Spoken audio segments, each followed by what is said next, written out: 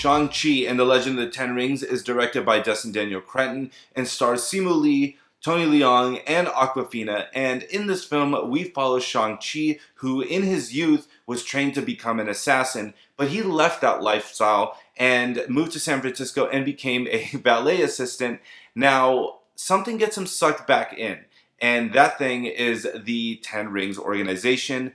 And guys, I'm going to be honest, I was not looking forward to this movie whatsoever. When I saw the trailer, I completely rolled my eyes and thought, wow, this movie looks like ass. I cannot wait to finish this movie and just not think about it again. It felt completely obligatory on me, like a trip to the DMV. I was really dreading it. I was borderline going to whine about watching this movie.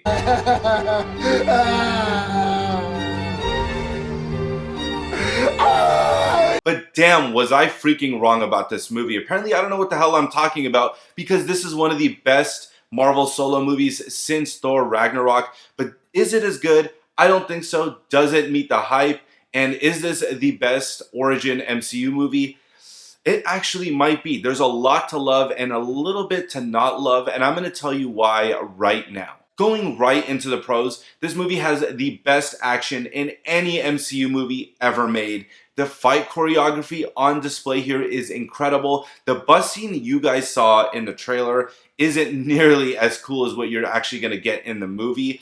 And a lot of these fight scenes are really good also because of the way it's shot. There are a lot of medium shots, a lot of wides. There's no shaky close-up cam, thank God. This movie is awesome and the fight scenes are incredible. They're so fun to watch.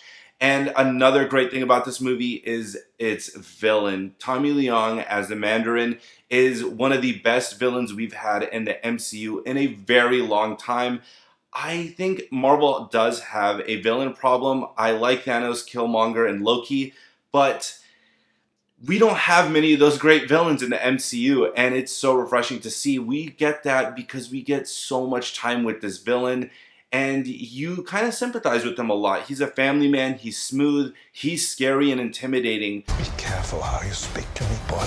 And I love the drama and the family dynamic in this film.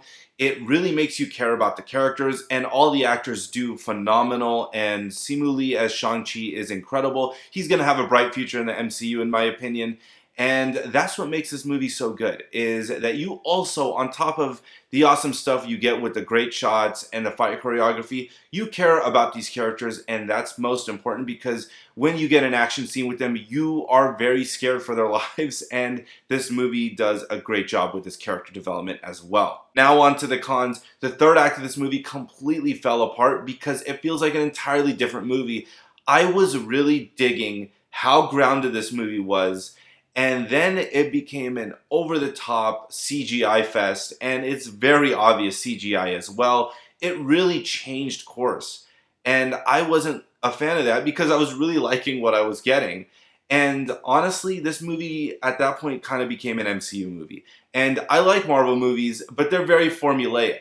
And the whole martial arts thing is very new for the MCU, but overall, the plot and the progression of the film is very formulaic and it has that humor that Marvel's really well known for. Some of the jokes hit, some of them just, you kind of roll your eyes.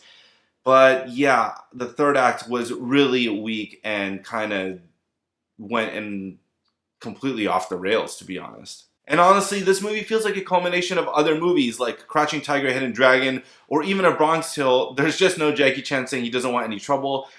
I feel like I've seen this movie before, and I just haven't seen it in the MCU, but it feels very familiar, and I know I'm going to get a lot of hate for this, but I'm not an Aquafina fan. I wish I was, and I understand a lot of people do like her, and I respect that, but she's just not for me, and she didn't work in this movie for me as well. Overall, I really dug this movie, and it is a good time at the movies. On paper, this movie's incredible, but that last act really brought it down and became a formulaic MCU movie. But it is a good time, and it is one of the best MCU solo movies I've seen in quite some time.